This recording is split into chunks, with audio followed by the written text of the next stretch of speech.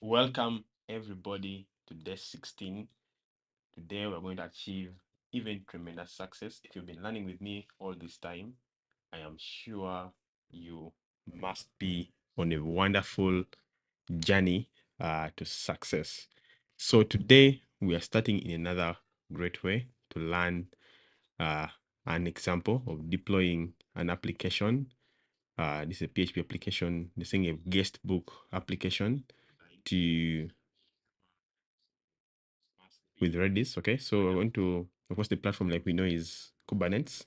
So yeah, let's go through this example. Okay, I'm not the best at intros, but let's go on. So you're saying example deploying PHP Guestbook application with Redis. You're saying this tutorial shows you how to build and deploy a simple, not production ready, multi-tier web application using Kubernetes and Docker. Okay. This example consists of the following components. Okay. Of course, at my level right now, I'm learning. Okay. Before I can go to production grade, okay, I need to understand how things work at a basic level. Then, of course, over time, it will be easy for me to switch to production grade level.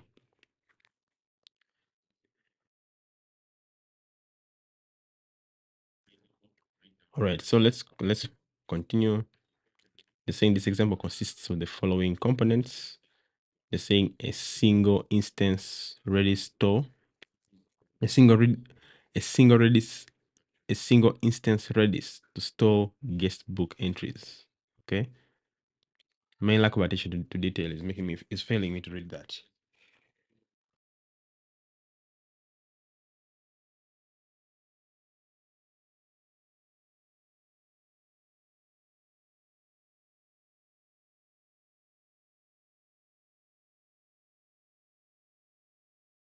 Then they're saying multiple web frontend instances. Okay. So yeah, let's see what the objectives are. They're saying the objective, start up a Redis leader, start up 2 Redis followers, start up the guestbook frontend. Okay. Expose and view the frontend service, then clean up. Okay. So yeah, I expect to know all these by the end. Okay. Just a moment. I need to check.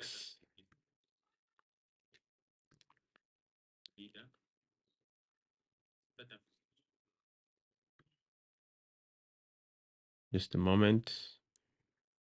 Checking my audio. This is the side.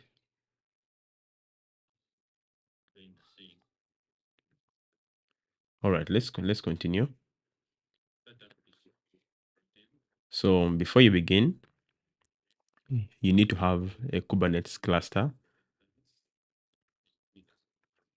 So you need to have a Kubernetes cluster, and the kubectl command line tool must be configured to communicate with your cluster. I think we have that. So they're saying it is recommended to run this tutorial on a cluster with at least 2 nodes that are not acting as control planes. Okay.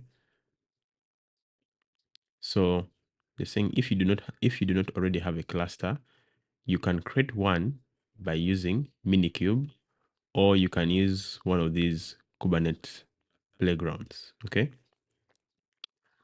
Okay, this is about them. Let me just open them briefly to see what they look like.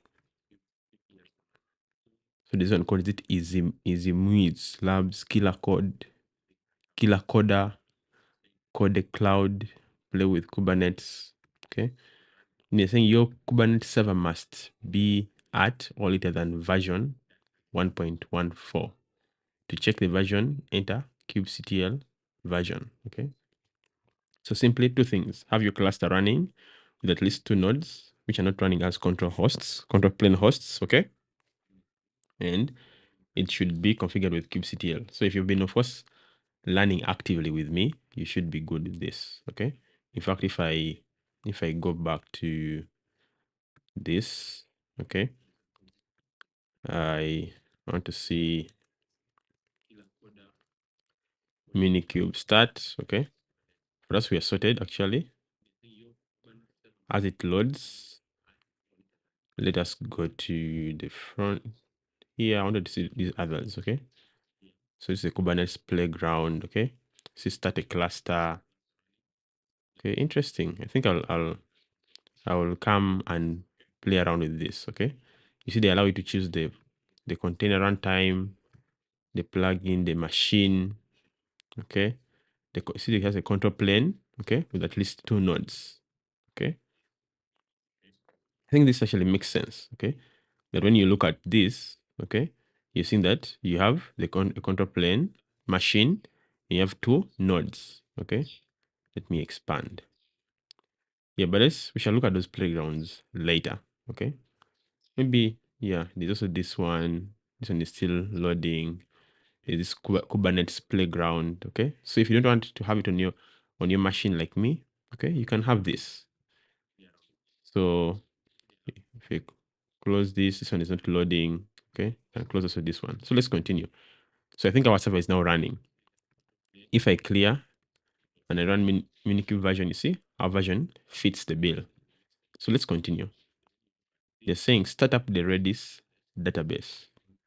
They're saying the Guestbook application uses Redis to store its data. Creating the Redis deployment. They're saying the manifest file included below specifies a deployment controller that runs a single replica Redis pod. Okay, so you find that, you remember what a deployment is? It's deployment is simply an object, okay, that manages, okay, one or more pods, okay, and can help us with scaling those pods, okay, like managing the replicas and stuff like that, changing the image of the pods and so on and so forth, like we have been doing. And you'll see that there's one way is by creating the manifest file, which is a .yaml file. In this case, it's called Redis Leader Deployment.yaml. Okay, and this deployment controls a single. Okay, this deployment specifies a deployment controller that runs a single pod. How do I know that? You see here we have replicas 1. Okay, so if this does not help guide you, you can watch the previous videos to understand and read again and again on your own.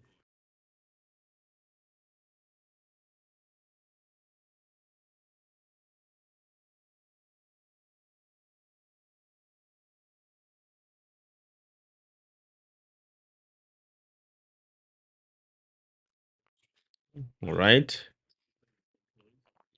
So the first line is a comment. I think it's talking about the source of this. So it is a version 1. I think the kind is deployment. Then you have the name. It's a Redis leader. Okay. And the number of labels which have been assigned. Okay. Redis leader backend. Okay. Then remember what triggers a rollout is when something in the spec.template, okay, changes. Okay. For example, like if any of these labels change. Okay. And then inside here, we're seeing that the container is this. Okay. It's a Docker image actually. Okay. It's a Docker image on Docker Hub. And then you see that we have a number of resources which have been specified: the CPU and the memory, and of course the port. And it's the name of the container of the image that will be running. Okay. Yeah. So not that really hard. Okay. So one replica, as simple as that. A single. So this simply specifies a deployment controller that runs a single replica no pod. Okay. And this pod is a Redis pod. It says launch a terminal window in the directory. You downloaded the manifest files. Apply the Redis deployment from the Redis leader.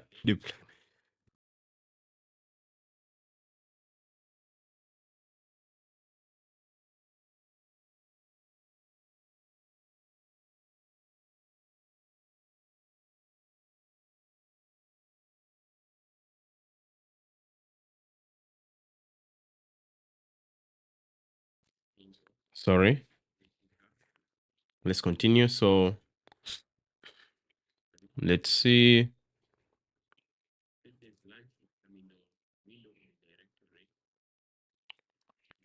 Just copy this. Okay. Then I need to go to the terminal. Okay. And we can create it. Okay. And I can save him. Oh, this is wrong actually. I should have copied like the name. Okay. The actual name that I need to copy. So if I copy the name, I create a directory here called, okay, this one here, kubelan. It says it exists, so I can go into it, go into that directory, then I can create that file. Okay. Come on, what is it? I keep copying the wrong thing.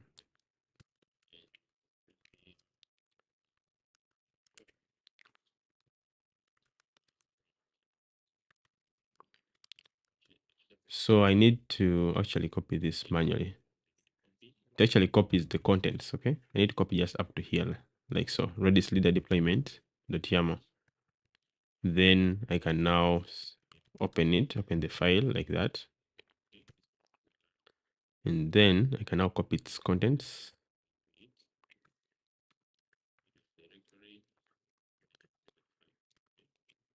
Paste. Okay. Then I can now say cube ctl apply -f, the name of the file. Okay. So this is the Redis. So you see deployment that created. So I say cube ctl rollout status. Rollout status, I can say deployment. And I want to check the Redis Leader deployment. It says deployment not found. Okay, so I can say cube ctl get deployments. Okay, you see we have Redis Leader. You actually list the actual name. Okay, I've missed to see the rollout status. Okay, when you're fast enough, you can actually see the status. I can say kubectl rollout status. Rollout status for deployment. Okay, deployment called that. So you see, successfully rolled out. Okay, really good progress. So yeah, let's now move. I can now clear this. So we have created a deployment. Actually, if I say kubectl get pods, you see now we have a several number of pods. Okay, several number of pods. And I see down here we have the Redis Leader. Then there are all these Nginx deployments. Okay. In fact, what I can do is this: kubectl get deployment. I can kill this one. Okay.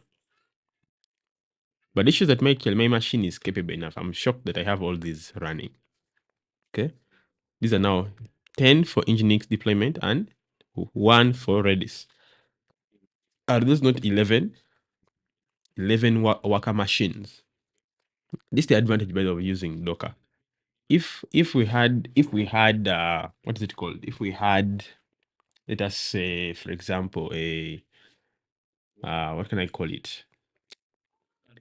Like a virtual machine. If I had an actual virtual machine, I don't think this would be possible.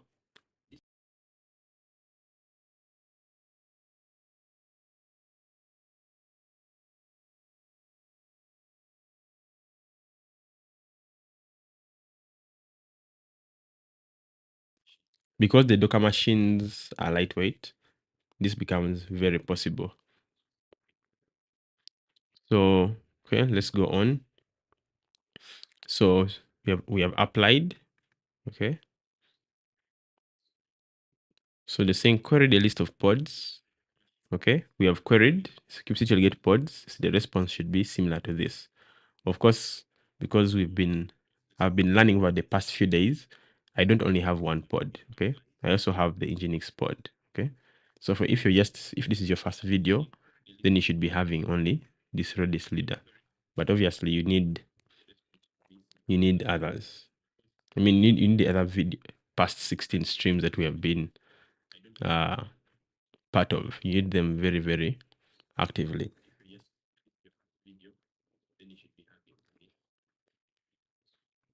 So they're saying run the following command to view the logs from the Redis leader pod. Okay.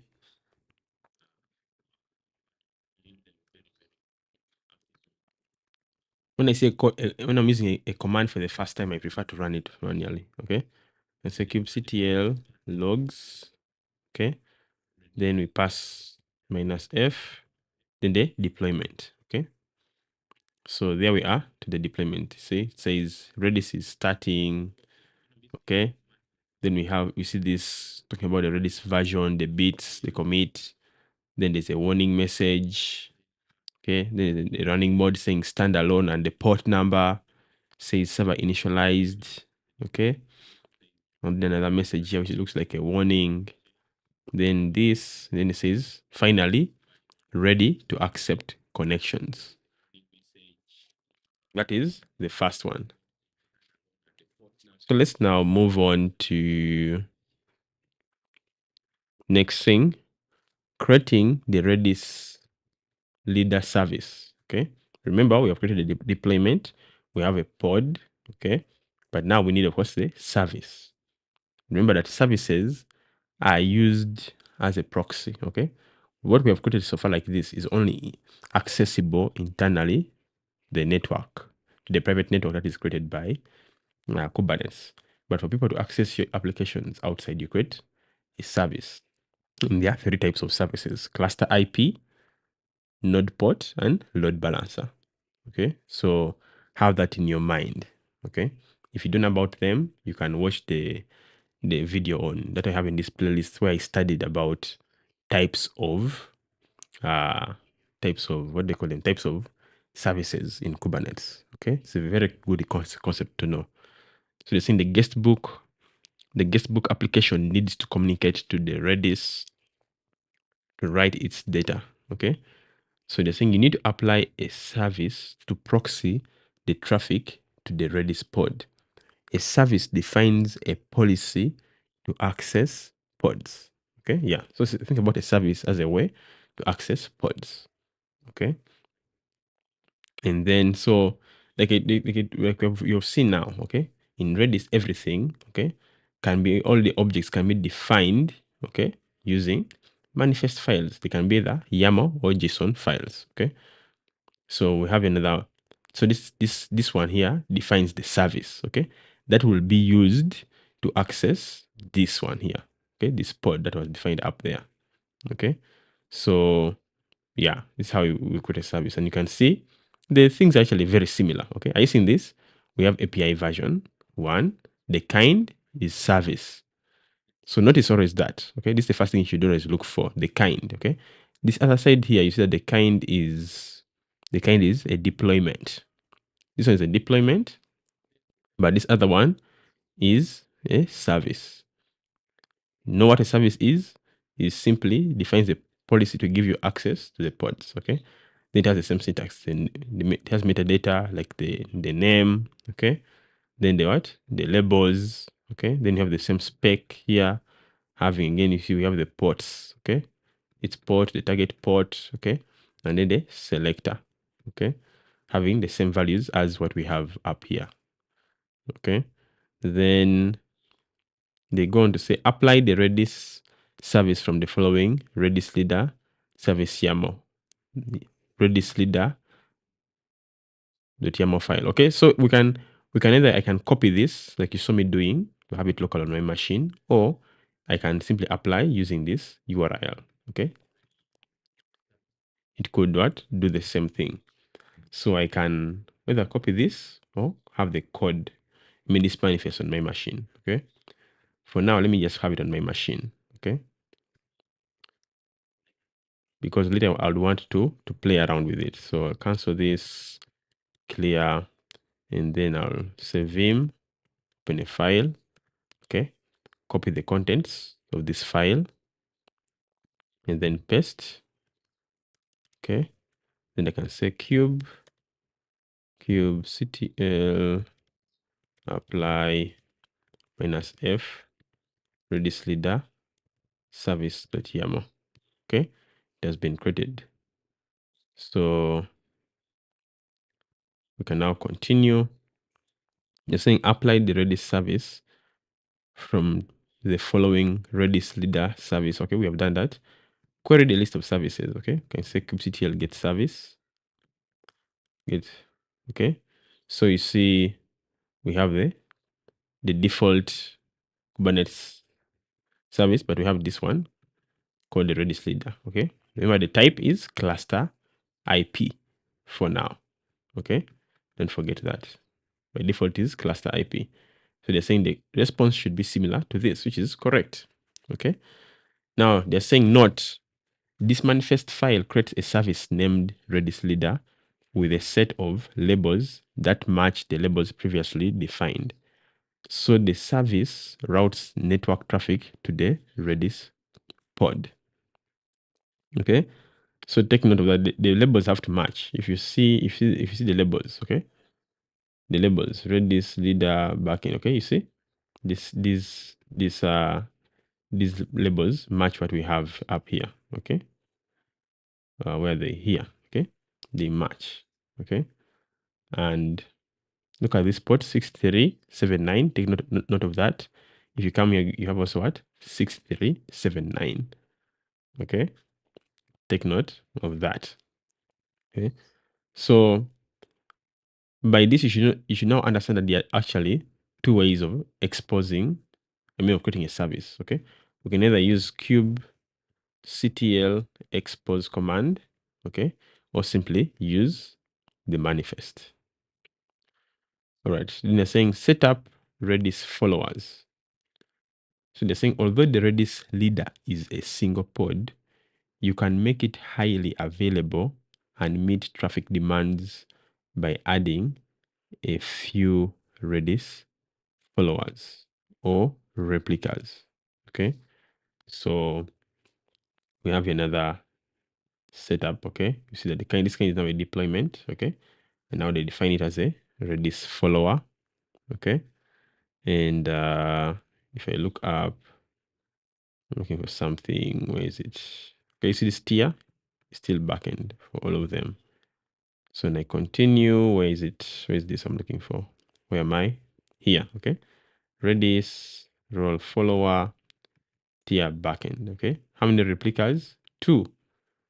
Okay, these are 2 replicas. Okay, and what I'm interested in is to see the container. I see the container they're talking about is this one here.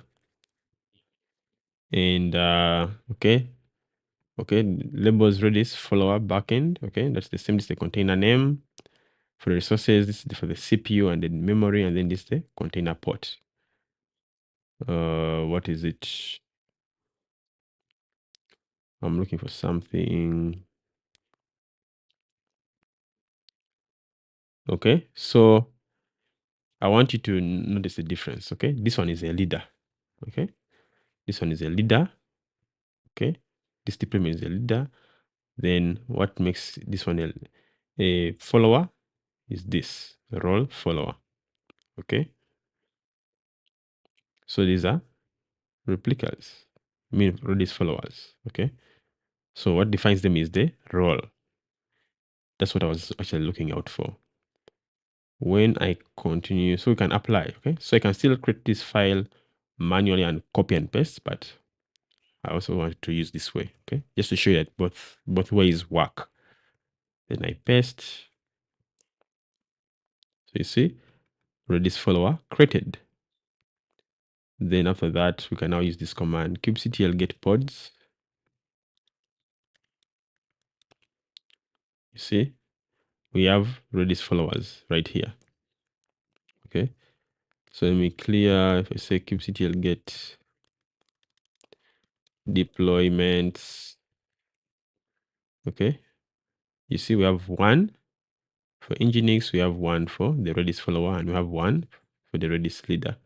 Okay, I think I should stop this, the one for Nginx deployment. So since it's something we did and we learned about, I'm going to stop it.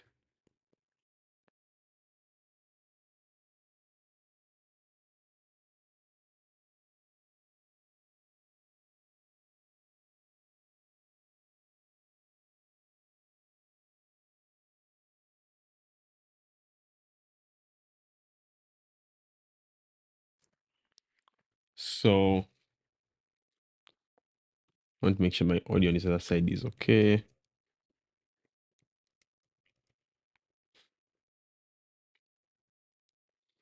So we need to be able to, I'm even thinking of just stopping, okay?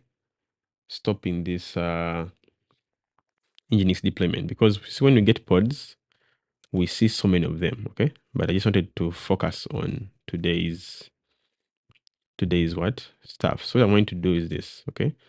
I'll say kubectl delete deployment. Which deployment do I want to delete? I want to delete this one here. The Nginx deployment. Okay. So it doesn't have a resource called deployment. Think deployment slash that. Oh, the spelling. It's the spelling. So I type deployments instead of deployments. See, deploy, not deploy. An L missing. Okay, so if I say kubectl get deployments, you see, we don't have that. If I say get kubectl get pods, okay, so you see we only have the Redis, what we are creating today only. Okay, so I wanted it to be clear.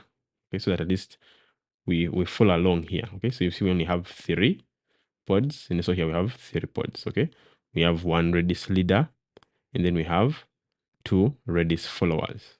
Okay, actually personally I am going to go back and read.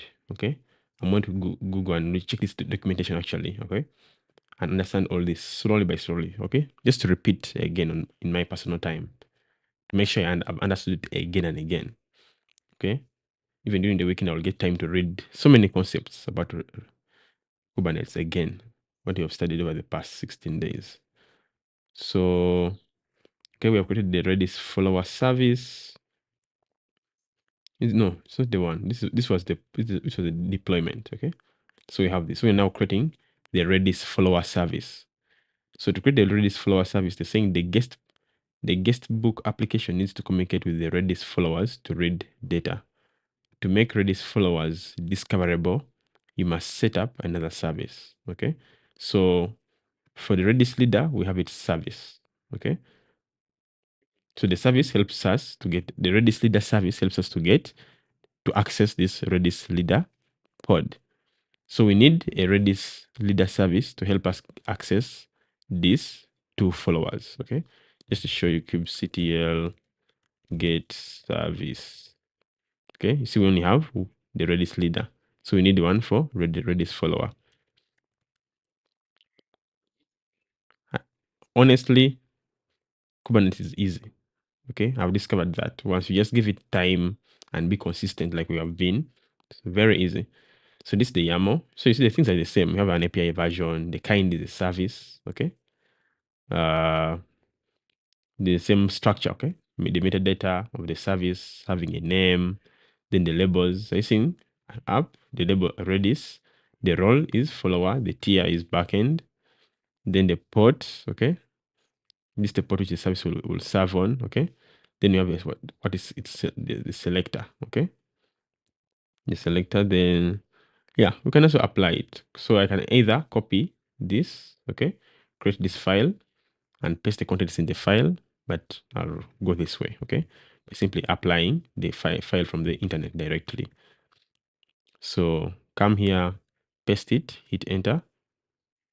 See, service created. So if I say kubectl get services, get service, you see we have now the Redis follower. You get the Redis leader and the Redis follower. Isn't that good? So get service there. Okay. But I don't know if you're thinking what I'm thinking. What happens if you say get services? It works still. If there's a difference, you can let me know, and I'll maybe research about it after this. So it says this manifest file creates a service named Redis follower with a set of labels that match the labels you previously defined. So the service routes network traffic to the Redis pod. So what are they talking about? If you look at the Redis followers, okay? Are you seeing this? Redis follower backend. Okay. So when you're creating a service for it, you have to match the same things. Okay. Redis follower backend. They have to match. Otherwise, we can easily have issues. All right. So we've applied that. We've gotten the service, and they're telling us that those things have to match. So now they're going to say set up and expose the guestbook frontend. Okay. So we are done with that. I mean, we're done with the Redis leader and follower. So you're saying now that you have a Redis storage for your guestbook up and running, start the guestbook web servers. Like the Redis followers, the front end is deployed using a Kubernetes deployment. The guestbook app uses a PHP frontend. It is configured to communicate with the Redis. It is configured to communicate with either the Redis follower or leader services, depending on whether the request is a read or write. Okay. It is configured to communicate with the Redis follower or leader services, depending on whether the request is a read or write. The front-end exposes a JSON interface and serves a jQuery Ajax-based user experience, UX. Okay. So it's in creating the front-end deployment. So you see all these deployments are simply manifests. Okay. So you see the kind is deployment. Okay. This is the name. What is this? The replicas are 3. Okay. And you see the app is guestbook, the tier is front-end. Okay. And if I come down here, so I'm interested in, you see the image. Okay. This is the image. This. Okay. It's the image. Okay. Someone's front-end we are running. Okay. Which is a PHP application. And of course, they have environment variables. Okay. Environment variable which says get hosts from, and this value is DNS. Okay, with CPU and memory, and then on port 80 for HTTP. So let's create this front end. Okay. To create it, we simply copy this, come here, apply. Okay, so the front end has been created. If I say kubectl get deployments, okay, you see we have now front end Redis and main follower and leader. So they say query the list of pods to verify that the 3 front end replicas are running. Okay, so we can do this. Okay, if you learned, I mean, not if you learned, if you've been following, we learned about how to query it this way. Okay, kubectl get pods, then you say this is like a sub command to say filter by this, by the app which is guestbook, and filter by tier which is front end, because up here we said that the app, the label, okay, is guestbook and tier is front end. So the -L is for label. You're filtering by the label. Okay. Let me show you. If I say kubectl, okay, kubectl get pods without that, okay, I think we have the front end 3, we have Redis Follower 2, and then we have Redis Leader 1. So 1 plus 2, 3 plus these other 3. Okay, so there are 6 of them. You get. And look at the status. It says this in container creating. Okay, so this is how you create, you can see all. Okay, but what they are doing is to filter. Okay, so using the PS command, I can say now filter.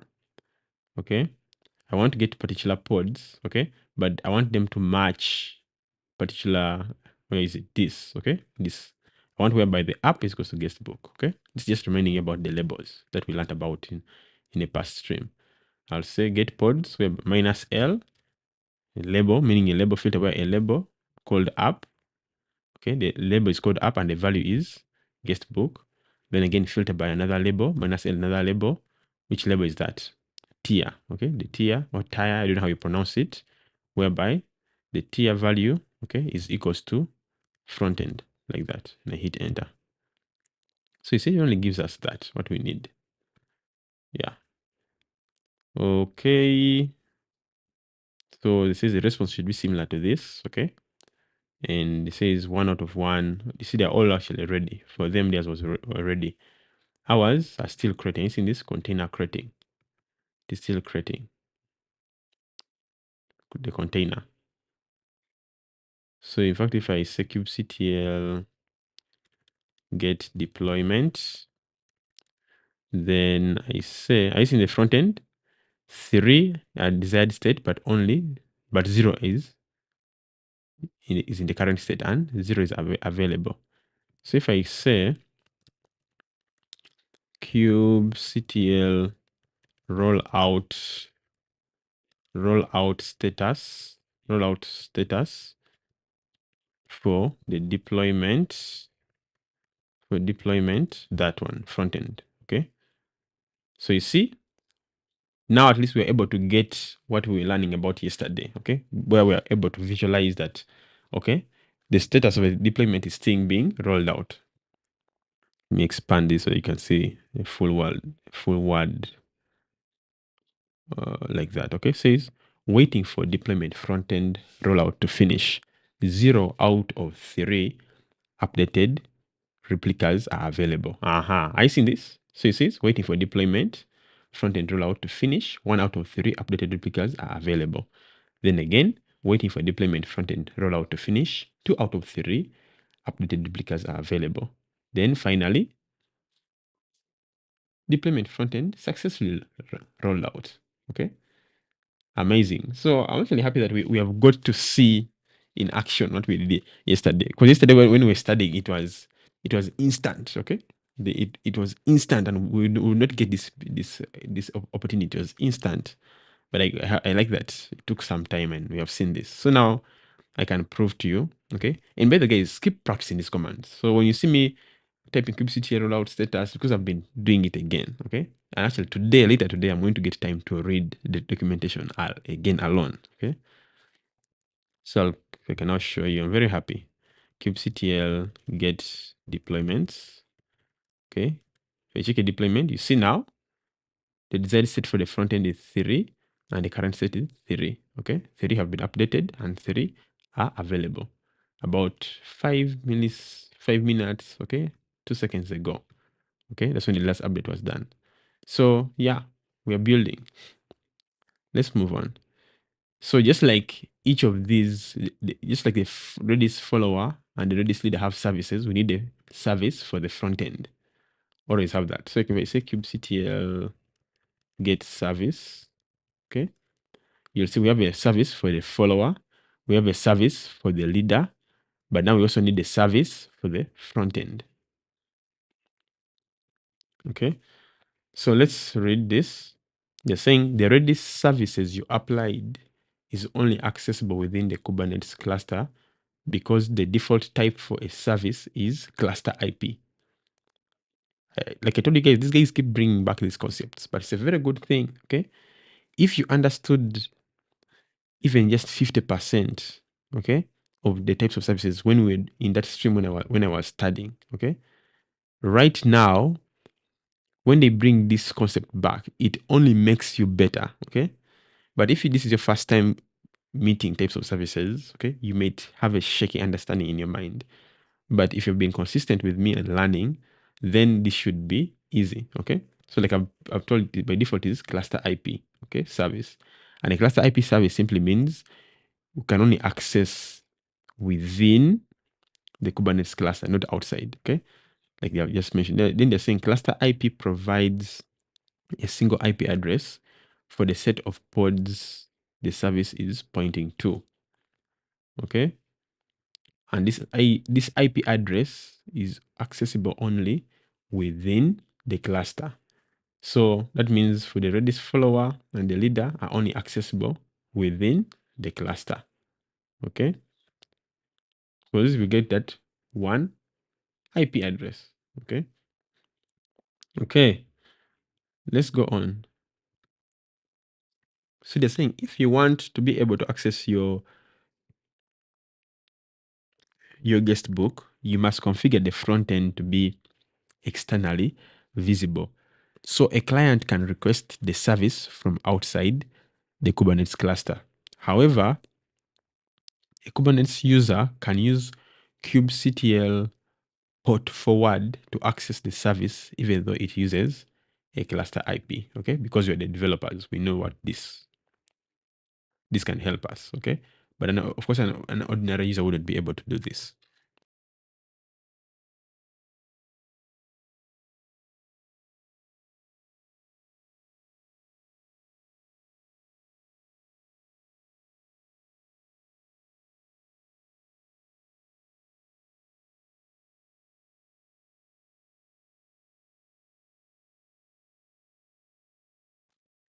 Then there's a note.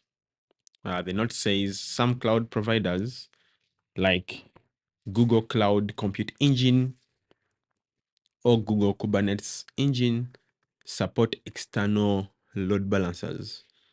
If your cloud provider supports load balancers and you want to use it, uncomment type load balancer. Okay. So that's an alternative we are being given. So I'll move on to this part.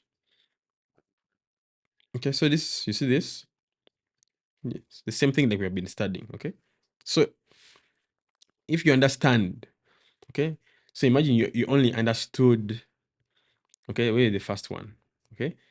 Assuming you only understood this manifest, okay, it would mean you understand every other. Okay. If you understood just one, because everything repeats, API version, kind, metadata, labels. So the goal is if you understand one, you understand everything. So let's go back. Where was I? Okay, we're not creating the service. Okay, it's the front-end service. Okay. So you see the kind is now service. The name is front-end, and they are labels. Okay, it's the label. We can query using this guestbook front-end. So you see this comment, they're saying if your cluster supports it, and comment the following to automatically create an external load balanced IP for the front-end service. Okay. So you uncomment this. Okay. If your cloud provider has a load balancer. So have this type called load balancer. Okay. But like, me right now, I'm not using a cloud service. Okay. So I'll keep it the same way. Then I'll say ports. Okay. The port is 80 and the selector is this. So remember, this app guestbook frontend is matching this. This is a service for this deployment. Where is it? Are you seeing guestbook frontend? Don't forget, guys, very key detail. Okay. That is how the service you're creating will be connected to the deployment. So like I told you, can either create this file like this, okay, copy the content and paste in, or I can use this from the internet, okay, because this URL still points to the same thing. Okay, so we can now copy this okay, to create the service. So I can clear and we wait for it. So it has been created. So if I say kubectl get service, you see we now have a front-end service, which is of type cluster IP. Take note of that, type cluster IP. But if your web server, okay, I mean your cloud provider has a load balancer, okay, they say we can use this type of load balancer and it will work. Where can I, okay, so they say get services, and I've just done that. So we have 1, 2, 3, 4. Even here we have the same, okay, 1, 2, 3, 4. We have 4 services, each to give us access to the running pods, okay. So think about a service as a way to access your pods. What am I looking for? There's something I wanted to show you earlier. I think I've lost. It's okay. Let's continue. So a service is simply a policy to access pods, a way to access pods. Okay, we have the front end service running. Next up, they're saying viewing the front end service via kubectl port forward. So they're saying run the following command to forward port 8080 on your local machine to port 80 on the service. Okay, so the command is kubectl port forward, okay, svc frontend 8080 to 80. Okay, so svc, I'm guessing svc is for service. Let me try to do this. If I clear my screen and I say kubectl get svc, yeah, so yeah, I've remembered because I was trying to remember what someone did sometime back. When I was following a course, okay, they did this. So short form for service, okay. You see, we get the services. So this time, what we're doing is this. When I look at when I learn a command for the first time, I want to type it manually.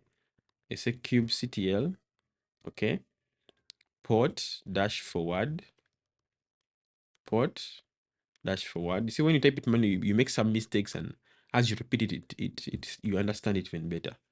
Kubectl port forward, okay. Then went forward the service, okay. But which service exactly? The front end service, like this, okay. The front end service. Then on our machines, it's going to be on port 8080, but internally it is running on port 80. Okay. How do you know port 80? 80 is here. Okay. The front end service is running on port 80. Okay. Again, take time to understand this. Don't cram, understand the manifest. Okay. So it is on port 80, as simple as that. And okay, the response should be similar to this. Okay. Forwarding localhost this to 80, forwarding this to port 80. Okay, let's hit enter. Or you say forwarding from this to that, forwarding from that to that. Okay, so we have the similar output. Then they're saying load the page http localhost 8080 in your browser to view your guest book. Okay, actually this port forwarding, guys, is easier than what they told we learned about when we were learning. You remember what is it called? We tried to access this, okay, and they said it would not work because we're using Docker engine, okay, and we had to create a tunnel, okay, using Minikube, if you remember, okay. So port forwarding is better. So let us look at the page. Come here, click, open, and there we are. Our guest book is working, okay. So you see the guest book is working. If I click message, hello, hello, hello, awesome.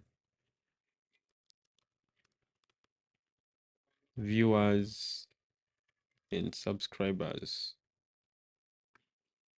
There we are. Press the message. Ensure you have you have subscribed. This is a message for me to you guys. Ensure you share these videos in your network. This is me now enjoying. Okay. Now I have a spelling mistake. I wish I could edit. Ensure you like this video. There we are. Okay. I want to see what happens if I refresh. Okay. Not bad. Close this. Go back to the documentation. Let's finish. So they're saying viewing the front-end service in via load balancer. So by the way, if you're learning with me, share this, okay, with people in the network, okay, to build a strong community. Time is coming when I want to put up solid content, okay. I want to create solid content for entire DevOps, okay, content for entire AI, content for entire backend, okay. And like many of you already know, I love doing backend using Python. So it may backend heavily on Python in Django, and maybe once in a while I can even go into the JavaScript world. So let's go ahead. They're saying viewing the front-end service via load balancer.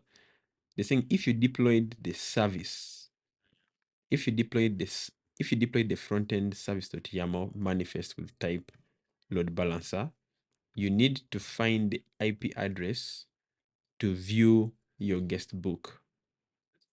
Okay. Ours was not type load balancer. Okay. Hey, by the way, look at this. Then this nice.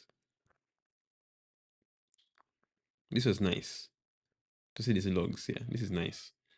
So they're saying run the following command to get the IP address for the front-end service. That is if you run with type load balancer. So let us change it. Okay.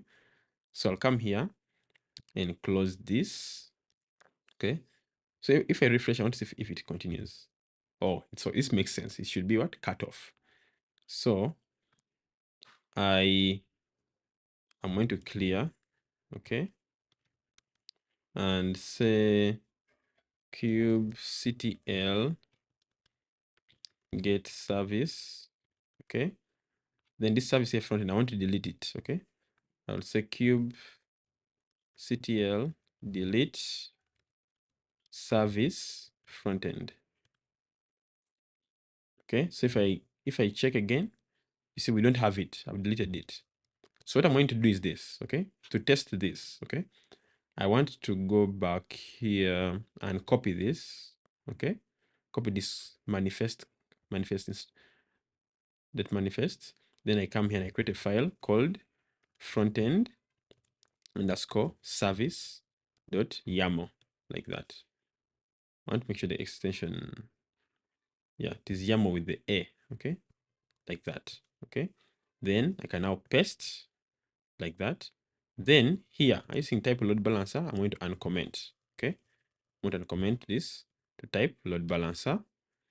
Okay, but again, of course, I don't have, our class right now may not support this. Okay, but it won't hurt to learn and practice it.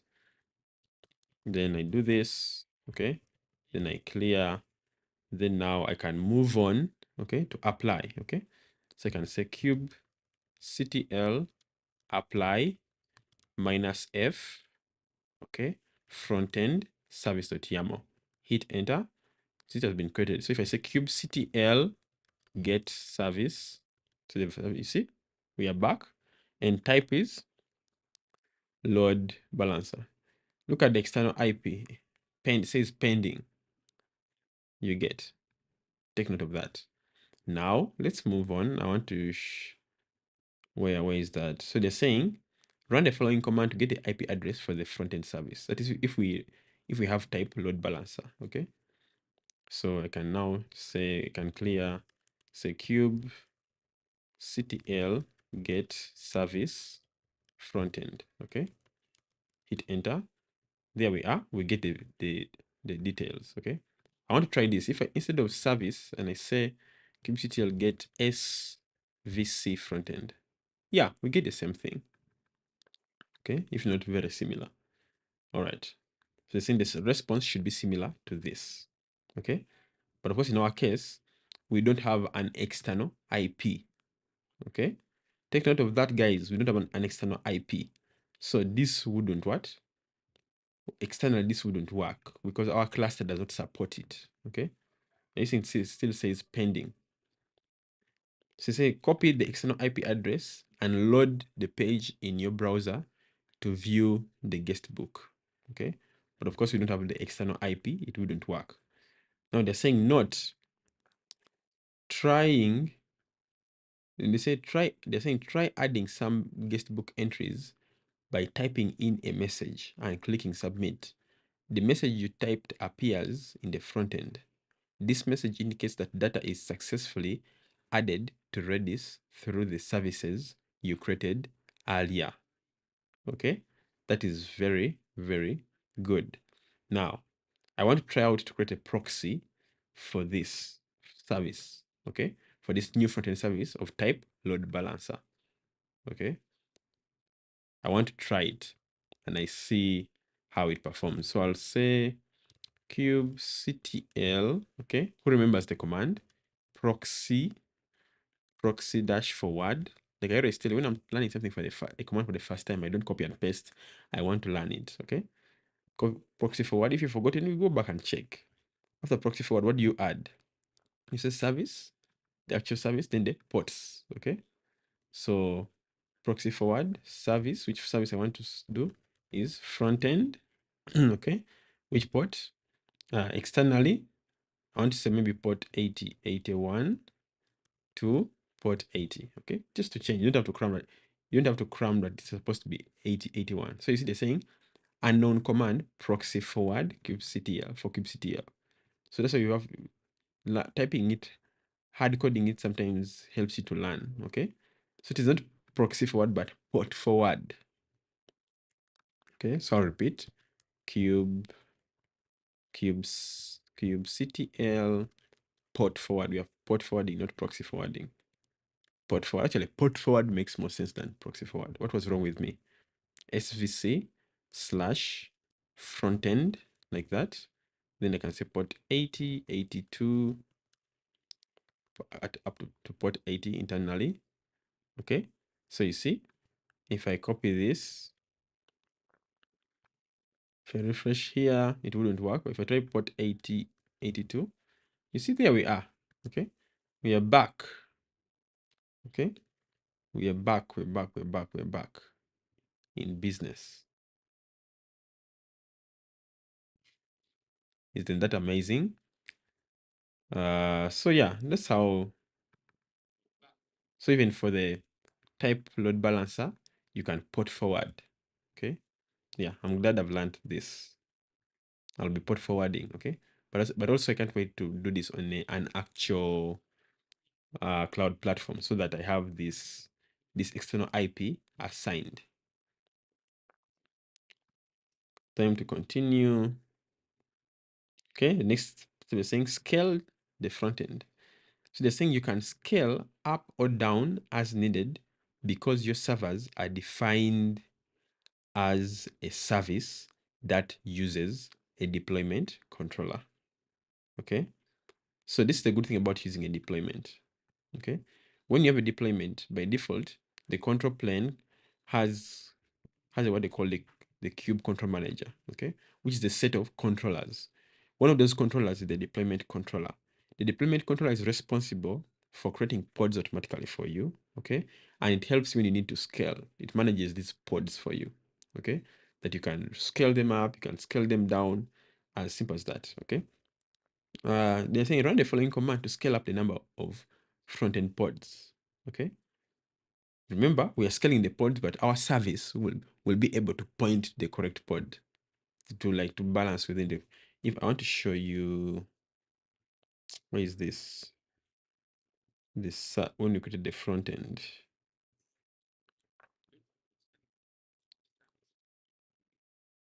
Are you saying we had 3? Okay, we had 3. So just to prove to you this, okay, let's go. Before we scale, okay, I want to do this. I'm going to close this port forwarding thing and run for your command. Say kubectl get pods. Okay, I think for frontend we have 3. Just because of the definition we made in the manifest. Okay, in the manifest, okay, we said we want what? 3 replicas for the front end. So we have 3 pods. Okay, for the Redis follower we have 2. For the Redis leader only 1. Don't forget that, friends. Now we are scaling, okay, to 5. Okay, we're scaling to 5. Remember, you can do this in the manifest or in the using a command like this. So we shall say kubectl. What's the command? Scale. Okay, what are we scaling? The deployment. Okay, so if you don't know the deployment, you can say kubectl get deployment like that. It has to be a T at the end. Okay, it is the front end that we want to scale. Okay, so I'll clear. I say kubectl scale. Okay, deployment. Which deployment? Front end deployment. Okay, to how many replicas? Minus replicas equals to 5. So this simply means we are stepping up. We are putting the number of nodes. Okay, and these nodes will be created for us automatically because we have an object of type deployment. Remember, a deployment is simply a group of 1 or more pods being managed by the deployment controller. Okay, so hit enter. You see, deployment front-end scaled. Now I can check if I say kubectl rollout status deployment front-end. Okay, okay, made a mistake. This has to be deployment like that. Successfully rolled out. If I say kubectl, okay, get pods, okay, you see how many now do we have? 1, 2, 3, 4, 5, and they are all running. Okay, they've been scaled to 5, and you can even filter by using their label. So get pods minus L, and I say app equals to front end. Node resources in default namespace. Okay, no problem. I think we didn't put a label for. Did we put a label for the front end?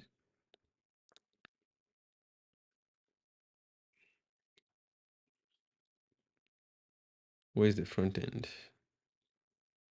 Okay, this one had no label up here, which is okay. Okay, but I wanted to show you that you can filter. Okay, to view only labels.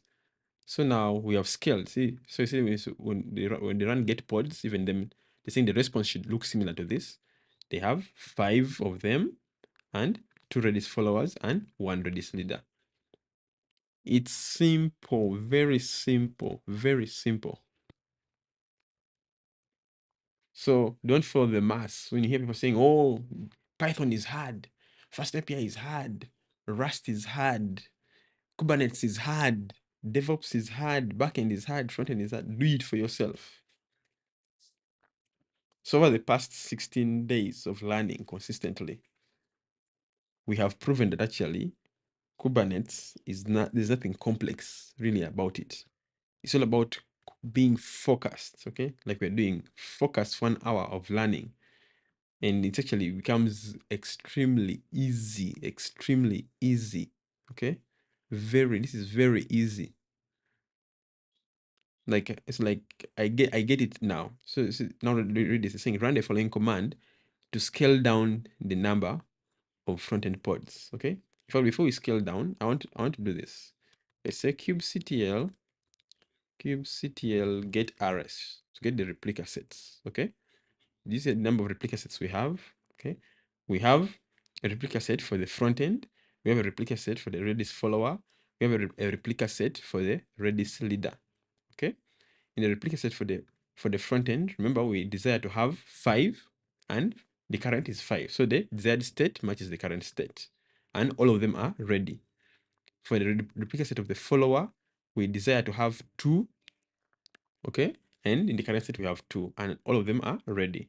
For the Redis leader, we desire to have 1, which is also our current state, and it's also ready, okay? Isn't that amazing, guys? Now, time to move on to scaling down. So to scale down, what do we do? Again, the same command, okay? kubectl, because I'm enjoying this, I'm not going to copy and paste. I'm going to type it manually to understand it. kubectl scale, the command is scale, okay? What do I want to scale? I want to scale a deployment, okay? Which deployment is this? This deployment is called frontend, okay? So remember right now there are 5. So I want to scale down, okay? So I'll pass minus minus replicas equals to 2. Maybe I want to save resources, okay? So kubectl scale, what resource do I want to scale? The deployment. Which deployment? For the front end to 2 replicas, and I hit enter. It says scaled. If I say now kubectl get rs, okay, you see now front end, we have 2. Amazing, very easy. Then I can say kubectl, okay, get pods, okay, get pods. You see now we have 2 front-end pods only. How easy is this? Very easy.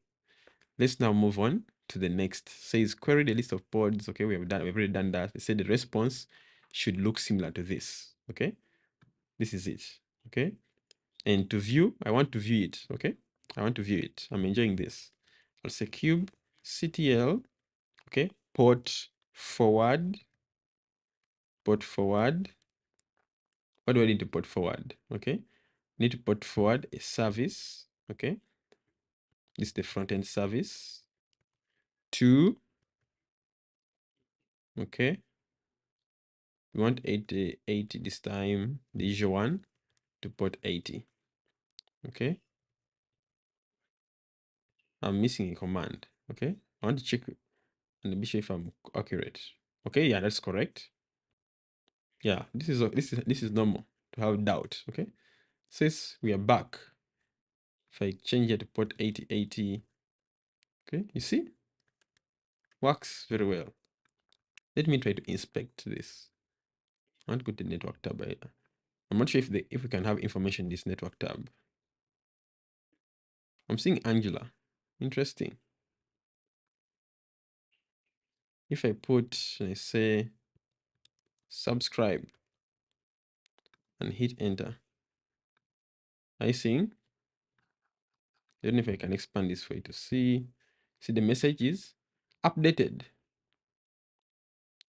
The payload, don't see the headers. Preview, response, payload. Okay, not bad. So I guess I have to reduce this. Where is this? Where is this? Where is this? Okay. Then now we're coming to the end. They're saying cleaning up. They're saying deleting the deployments and services also deletes any running pods. Okay. Use labels to delete multiple resources with one command. Of course, if you delete a deployment, you know that a deployment is what creates for us the pods. Okay, so that should make sense. So they're saying run the following commands to delete all pods, deployments, and services. Okay, so we're deleting using using the labels. Okay, so we're deleting a deployment called Redis, deleting a service called Redis, deleting a deployment called frontend, and finally deleting a service called frontend. So delete the deployment and its service. Delete a deployment and its service. Okay. Listen, the response should be like this. So let's do it. Time to clean up. So kubectl delete. Okay. Delete deployment minus label up. The label is up and the value is Redis. Okay. Then we need to delete this time a service whose label is Redis. Hit enter. Okay. So you see, service Redis follower and service Redis leader deleted. Okay. Even here, these two deployments were deleted. Okay. Then what else do we need? If I try to say kubectl delete frontend, delete deployment frontend, okay, deleted. Okay, kubectl delete service frontend, see, deleted. If I try to say kubectl delete deployment Redis, see, not found. So a label helps us to delete all, okay, at once. So all the related deployments, okay, get deleted. What else? The saying the response should look similar to this. Yes, this is what we got. Saying query the list, query the list of pods to verify that no pods are running. The response should look similar to this. No resources found. Okay, let's find out. Kubectl get pods, not PIDs, but pods. You see, you get a similar message. Say kubectl get services. Okay, the default Kubernetes service. kubectl get replica sets, no resource. kubectl get deployment, no resources. So what is hard, guys? What is hard? If you've been studying with me from the very beginning, this should be very easy now. Okay, using this, okay, we simply use these manifest files. We simply create deployments. After creating a deployment, create a service for the deployment. As simple as that. Then access and start working. Create the deployment, create its service, and you're sorted. Very much 100%. What's next? Says complete Kubernetes basics, interactive tutorials. No, we shall not do this. Actually, we finished this, if you remember. Okay, we finished this. So tomorrow we're going to work on another example. This, we went through all these basics, if you remember. Okay, we learned how to create a cluster, how to deploy an app, how to explore the app. Okay, this one we used Minikube. This one we learned Minikube, okay, in creating a cluster. Then we went to deploying, okay, to the cluster, exploring our app, okay, seeing the pods. Then we went to exposing. This is when we learned about services, we learned about scaling, we learned about updating, okay. We went through all this, okay, so we cannot go back to it, okay. But if you want, please revise, okay, revise. So tomorrow we're going to learn to deploy something else, okay. Tomorrow we're going to deploy something else to establish our understanding of Kubernetes, and that will mark the end of this learning experience. Okay, then later I want to bring now specific videos that do specific things. Okay, yeah, specific things like deploying on AWS, on Azure, applying it to the flight booking application I'm building. I'll also create like I want to find a way of breaking down this because I've understood so many things, but many people may not understand it maybe the way I understand. So I want to find a way of breaking down topics, okay, for this.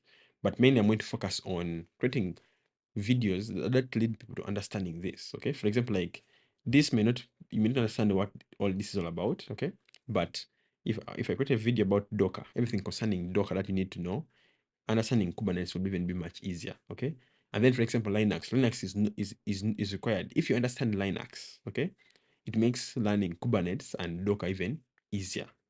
Okay, so I hope you've got something valuable from this. Bye for now.